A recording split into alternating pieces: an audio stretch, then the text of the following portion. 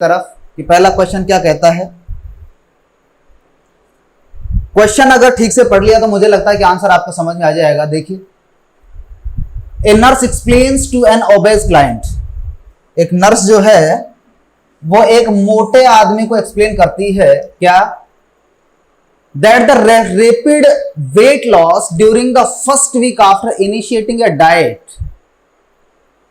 कि उसका जल्दी या रैपिड तरीके से वेट लॉस हुआ है ड्यूरिंग फर्स्ट वीक, पहले ही सप्ताह में, आफ्टर इनिशिएटिंग ए डाइट, एक डाइट शुरू करने के बाद, is because of fluid loss, किसकी वजह से हुआ है, फ्लूइड लॉस की वजह से हुआ है। एक नर्स है जो एक पेशेंट को एक्सप्लेन कर रही है, बता रही है कि जब उसको डाइट फॉलो की गई थी, डाइट के बारे में बताया गया था, जब उसने डाइट शुरू की है उसके फर्स्ट सप्ताह में ही उसका रैपिडली वेट लॉस हुआ है। The weight of the extracellular body fluid is approximately 20% of the total body weight। देखो बहुत अच्छी बात बताई है कि जो एक्स्ट्रा सेलुलर फ्लूइड है ECF जो होता है हमारा, वो इसने बताया क्वेश्चन में कि वो कितना होता है, लगभग 20% of the total body weight होता है। TBW का कितना प्रतिशत होता है, ये 20% होता है of an average individual. Component देखो, एक इंडिविजुअल है, component of intracellular fluid contributes the greatest proportion of this amount। क्या पूछा है, component of intracellular fluid, ICF का intracellular fluid का component of the intracellular fluid contribute the greatest proportion of this amount, कि कौन सा greatest proportion इसमें intracellular fluid बनाता है। देखिए, पहला है प्लाज्मा, दूसरा है इंटरस्टिशियल फ्लूइड, तीसरा है डेंस टिश्यू और चौथा है बॉडी सिक्रेशंस। आप सबको पता है कि प्लाज्मा क्या है, एक ब्लड का पार्ट है ना, पार्ट ऑफ ब्लड है, ठीक है। और दूसरी बात ये पूछ रहा है कि इन सब में से सबसे ज्यादा प्रोपोर्शन, सबसे ज्यादा ग्रेट प्रोपोर्शन कौन सा फ्लूइड बनाता है। दूसरा इंटरस्टिशियल फ्लूइड है, कौन सा होता है बात करेंगे। तीसरा डेंस टिश्यू है, डेंस टिश्यू जो होता है इसके बारे में देख लीजिए, ये भी ICF का एक पार्ट होता है, पार्ट ऑफ ICF है ना, पार्ट ऑफ ICF। और बॉडी सिक्रेशंस, कि बॉडी के द्वारा जो भी सिक्रेशंस होते हैं वो, तो बॉडी लॉस में बॉडी सिक्रेशंस का तो कोई योगदान नहीं है। अब बात करते हैं कि फ्लूइड लॉस किस तरह से होता है। तो फ्लूइड लॉस हम तब समझ आएगा जब हमें बॉडी फ्लूइड्स के बारे में तो पता होगा, तो क्यों ना हम बॉडी फ्लूइड्स के बारे में अध्ययन करते हैं, देखते हैं बॉडी फ्लूइड्स क्या होते हैं। मुझे आशा ही नहीं, पूर्ण विश्वास है कि आपको समझ आएगा। और बॉडी फ्लूइड्स के बारे में हम छोटी सी डिस्कशन करेंगे। वो बॉडी फ्लूइड्स अगर आपको समझ आते हैं तो मुझे आशा है कि बॉडी फ्लूइड से रिलेटेड कोई क्वेश्चन अगर एग्जाम में आता है तो शायद आपका गलत नहीं होगा। और इस वाले जो अध्ययन का काम कर रहे हैं अभी, जो हम पढ़ेंगे, उसमें से कहीं ना कहीं कोई ना कोई क्वेश्चन जो पूर्व परीक्षाओं में पूछा जा चुका है। तो देखिए, हम बात करते हैं बॉडी वेट की। सबसे पहले हम बॉडी वेट की बात करेंगे कि टोटल बॉडी वेट कितना होता है ना, टोटल बॉडी वेट की हम बात करते हैं। टोटल बॉडी वेट मतलब TBW है ना। तो TBW जो होता है हमारा, वो कैसे कैसे होता है वो देखिए। टोटल बॉडी वेट है ना, तो टोटल बॉडी वेट अगर जितना भी बॉडी वेट है वो अपने आप में कितना प्रतिशत है भाई, 100% है। तो ध्यान रखिएगा कि 100% में से 40% जो होता है वो होता है आपका लीन बॉडी वेट। क्या होता है, लीन बॉडी वेट। कुछ लोग बताते हैं इसको लीन बॉडी वेट बोलते हैं, है ना। लीन बॉडी वेट का मतलब होता है कि शरीर का बचा हुआ और हिस्सा, किसके अलावा, दूसरा है आपका बॉडी फ्लूइड्स, किसके अलावा, बॉडी फ्लूइड्स के अलावा। तो ध्यान रखिएगा कि अगर लीन बॉडी वेट 40% माना गया तो बॉडी फ्लूइड्स कितने प्रतिशत माने जाएंगे, 60%। टोटल कितना हो गया, 100% हो गया। मतलब ये हुआ कि शरीर में कितना फ्लूइड पाया जाएगा, 60% पाया जाएगा। तो जो फ्लूइड सिर्फ है, द्रव जो है वो 60% है। तो बचे हुए जो हमारे जो है कंपोनेंट्स हैं वो कितने प्रतिशत भाग बनाते हैं, 40% सिर्फ भाग बनाते हैं, ठीक है ना। तो इसकी तो हमें बात करनी नहीं, तो इसको तो हम एक साइड में ले लेते हैं। चलो भाई, लीन बॉडी वेट आप एक साइड चलो, ठीक है। अब बचता है हमारा बॉडी फ्लूइड्स। तो बॉडी फ्लूइड्स के बारे में हमें डिस्कस करना है। बॉडी फ्लूइड्स कितना प्रतिशत होते हैं टोटल बॉडी वेट का, 60% होता है। अब ये जो 60% होता है ये भी अलग अलग डिवाइडेड होता है। ये हम टोटल बॉडी वेट की बात कर रहे हैं। टोटल बॉडी वेट, तो जितना बॉडी वेट होता है उसका 60% होता है, उसका 60%। अब टोटल बॉडी वेट एक हेल्दी इंडिविजुअल का हम कितना केजी मानते हैं, 70 केजी मानते हैं कि नहीं मानते, एक हेल्दी इंडिविजुअल होता है उसमें 70 केजी मानते हैं। तो 70 केजी जो टोटल बॉडी वेट है उसका अगर 40% का हम केजी में देखें तो कितना होगा, देखो इसका भी एक बार कैलकुलेट कर लीजिए। 40% है, कितना किलो का आदमी है भाई, 70 किलो का है, 100 से भाग दे देंगे, कितना हो गया, 7 चौक 28, कितना केजी हो गया, 28 केजी। मतलब ये हुआ कि लीन बॉडी वेट आदमी में कितना होता है, 28 किलो होता है। अगर प्रतिशत में पूछता है तो 40% हो गया। दूसरा, बॉडी फ्लूइड्स की अगर हम बात करें तो टोटल बॉडी वेट का 60% होता है, टोटल बॉडी वेट का 60% होता है। लेकिन अगर हम वेट की बात करें 70 केजी, अगर हेल्दी इंडिविजुअल की बात करें तो कितना केजी बनेगा, जैसे इसका बना था ऐसे ही 60 में कितना, 70 किलो का आदमी भाई, 100 का भाग दे दो, 0 से 0 चला गया, 7 की 42। मतलब ये हुआ कि जो 60% है किसके बराबर होगा, 42 केजी के बराबर होगा। किसके बराबर होगा, 42 केजी। मतलब ये हुआ, दो चीजें यहां पे आपके सामने आई है। टोटल बॉडी वेट होता है 100%, एक बात, 100% में केजी कितना होगा, 70%, क्योंकि हमने माना है। 40% अगर बॉडी वेट मानते हैं तो केजी में कितना हो गया, 28 किलो हो गया है। अगर 60% बॉडी वेट बॉडी फ्लूइड्स है तो उसका वेट कितना हो जाएगा, 42 किलो हो जाएगा। यहां तक कोई दिक्कत मुझे लगता है नहीं होगी। अब जो बॉडी फ्लूइड्स होते हैं उनको भी हम अलग अलग भागों में क्लासिफाई करते हैं। देखिए किस तरह से क्लासिफाई करते हैं, देखो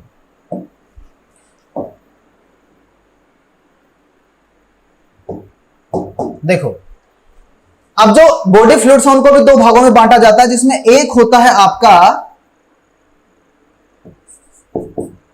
आपको दिखेगा नहीं, इंट्रासेल्युलर फ्लूइड।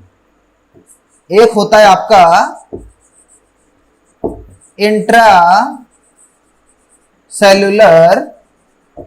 फ्लूइड, जिसको हम बोलते हैं ICF। ठीक है, इंट्रासेल्युलर फ्लूइड है, जिसको क्या बोलेंगे हम, ICF के नाम से जानेंगे। और दूसरा होता है आपका एक्स्ट्रा सेल्यूलर फ्लूइड। ठीक है, जिसको हम किस नाम से जानेंगे, ECF के नाम से जानेंगे। तो दो तरह का होता है, एक इंट्रासेल्युलर फ्लूइड होता है और एक एक्स्ट्रा सेल्यूलर फ्लूइड होता है। अब बात करते हैं इंट्रासेल्युलर फ्लूइड की। इंट्रासेल्युलर का मतलब होता है inside the shell, inside the shell, और इनसाइड द शेल का मतलब होगा कोशिका के अंदर पाया जाने वाला फ्लूइड, और ये होता है आपका आउटसाइड द सेल, मतलब कोशिका के बाहर की तरफ पाया जाने वाला फ्लूइड आउटसाइड द सेल हो गया। अब जो इंट्रासेल्युलर फ्लूइड होता है वो टोटल होता है आपका कितना, इसका 2%, इसका 2/3, मतलब 60% जो होता है टोटल, ये इसका 2/3 होता है, मतलब 2/3 पार्ट होता है, चाहे वो बॉडी फ्लूइड का प्रतिशत में हो चाहे वो केजी में हो। इसका टोटल बॉडी फ्लूइड का इंट्रासेल्युलर कितना होता है, 2/3 होता है, और आउटसाइडर होता है 1/3 पार्ट। कितना होता है, 1/3 पार्ट होता है। अब कितना कितना केजी हो गया उसके बारे में थोड़ा सा डिस्कस कर लेते हैं। मान लीजिए कि 60% के हिसाब से हम 2/3 लेते हैं, 60% के हिसाब से अगर हम 2/3 लेते हैं तो कितना होगा, और 42 केजी के हिसाब से हम 2/3 लेते हैं तो कितना होगा। तो अगर आपसे पूछे केजी में कि किलो में पूछे कि कितना होगा, तो किलो में कितना होगा, देखो कितना था, 42 केजी था, 42 केजी था टोटल। टोटल कितना था फ्लूइड्स, 42, और इसका कितना प्रतिशत हो गया, 2/3 भाग हो गया, तो कितना हो गया, 14, और इसको 2 से गुणा करेंगे तो कितना हो गया, 28 केजी हो गया। मतलब कितना फ्लूइड हो गया, ये 28 केजी फ्लूइड हो गया है। कितना, 28 केजी। कौन, इंट्रासेल्युलर फ्लूइड कितना हो गया है, 28 केजी हो गया है। दूसरी बात, एक्स्ट्रा सेल्युलर फ्लूइड कितना होता है, देखो कितना था टोटल, 42, 42 का कितना भाग है भाई, 1/3 है, कितना आ गया, 14। मतलब ये हुआ कि ये 14 केजी हो गया है। बात समझ में आ गई होगी, क्लियर है, यहां तक कोई दिक्कत है। मतलब एक्स्ट्रा सेल्युलर फ्लूइड कितना, 14 केजी हो गया है, इंट्रासेल्युलर फ्लूइड कितना हो गया आपका, 28 केजी हो गया है। समझ में आ गई बात। देखो 28 किलो कितना हो गया लीन बॉडी वेट, 28 किलो कितना हो गया आपका इंट्रासेल्युलर, 14 किलो कितना हो गया एक्स्ट्रा सेल्युलर। 14 दूनी 58, 58 और सॉरी 28 दूनी 28 और 28 कितना हो गया, 56, 56 और 14 कितना हो गया, 70 किलो टोटल। यहां तक कोई दिक्कत मुझे नहीं लगता कि होगी। अब अगर हम इसका प्रतिशत में लें कि इंट्रासेल्युलर फ्लूइड कितना प्रतिशत में पाया जाता है टोटल बॉडी फ्लूइड्स का, तो 28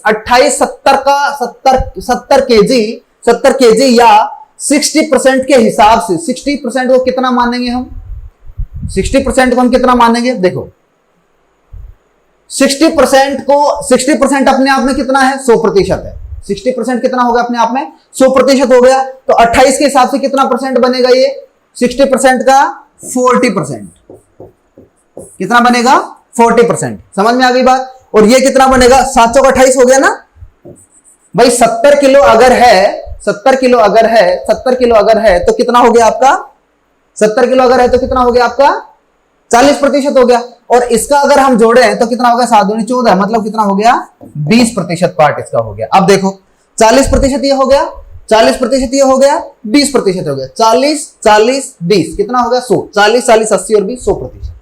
अब आगे क्या होता है कि एक्स्ट्रा सेलुलर फ्लूइड, ये इंट्रासेलुलर फ्लूइड हो गया, एक्स्ट्रा सेलुलर फ्लूइड। अब एक्स्ट्रा सेलुलर फ्लूइड होता है, इसके भी अलग अलग भाग होते हैं। कौन कौन से देखिए।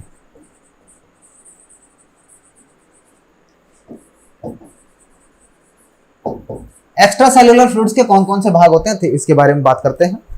तो एक्स्ट्रा सेलुलर फ्लूइड होते हैं, इसको भी अलग अलग भागों में बांटा गया है। कितना प्रतिशत होता है अपने आप में 20%, अभी हमने माना था।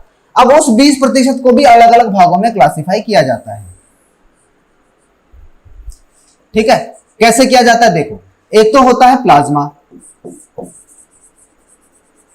प्लाज्मा जो किसका भाग है, किसका भाग है ब्लड का पार्ट है। एक होता है आपका इंटरस्टिशियल फ्लूइड,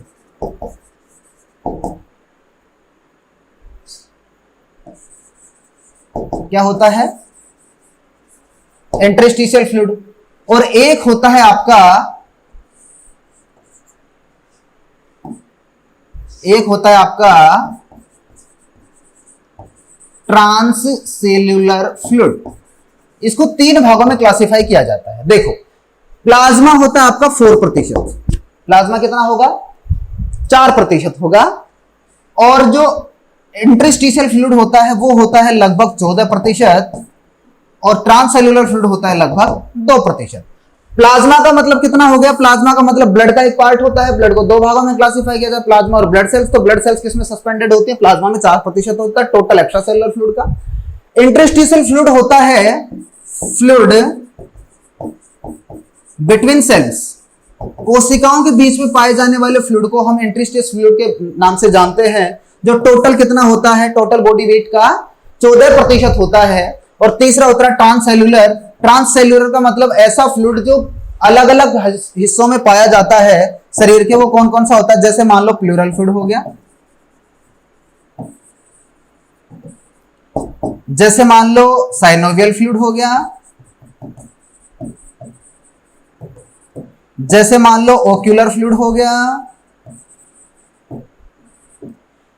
जैसे मान लो पेरिटोनियल फ्लूइड हो गया। तो इस तरह का जो फ्लूइड होता है वो भी 2% बॉडी में पाया जाता है। इसको किस नाम से जानेंगे अपन, ट्रांससेल्युलर फ्लूइड के नाम से जानते हैं। तो क्वेश्चन के हिसाब से क्वेश्चन देखो, क्वेश्चन ने क्या पूछा है, क्वेश्चन ने पूछा है कि intracellular fluid contribute the greatest proportion of the fluid, की इन निम्नलिखित में से ग्रेटेस्ट प्रोपोर्शन कौन सा था। तो प्लाज्मा ने कितना बनाया था 4% बनाया था, इंटरस्टिशियल ने 14% बनाया था। जो डेंस है वो एक आईसीएफ का ही पार्ट है, और बॉडी सीक्रेशन का कोई महत्व नहीं। तो इसमें से क्या आ जाएगा 14% सबसे ज्यादा। तो आपका जो आंसर चला जाएगा इस क्वेश्चन का, क्या चला जाएगा, बी आंसर चला जाएगा। मुझे लगता है कि बात समझ में आ गई होगी। अब फ्लूइड से रिलेटेड कई तरह के क्वेश्चंस पूछे जाते हैं। लीन बॉडी वेट कितना होता है, टोटल 70 किलो के आदमी में कितना वजन पाया जाता है, टोटल 70 सॉरी वजन आदमी वजन नहीं, टोटल 70 किलो के आदमी में फ्लूइड कितना पाया जाता है केजी में, इंट्रासेल्युलर फ्लूइड केजी में कितना पाया जाता है, एक्स्ट्रा सेलुलर फ्लूइड केजी में कितना पाया जाता है, इंट्रासेल्युलर फ्लूइड को में का प्रतिशत कितना होता है टोटल का, एक्स्ट्रा सेलुलर फ्लूइड जो होता है उसमें प्लाज्मा की वॉल्यूम कितनी होती है। तो ये अलग अलग तरीके के जो सवाल है वो पूछे जा सकते हैं, जो पूछे भी गए अब से पहले। तो इनको थोड़ा सा ध्यान से समझने की कोशिश कीजिएगा। चलते हैं नेक्स्ट क्वेश्चन की तरफ।